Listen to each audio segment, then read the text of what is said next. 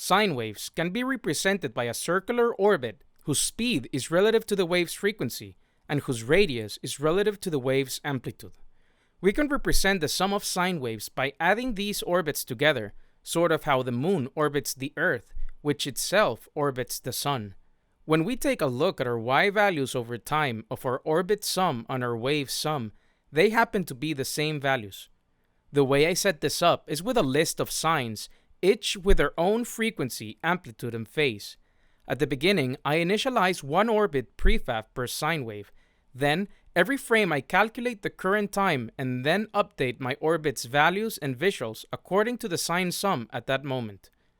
This way of visualizing sine sums has been used to represent Fourier series, which basically means a sum of harmonic sines, which are sines whose frequencies are all multiple of a base frequency, meaning that every time the base frequency is at its starting value, all other frequencies are too.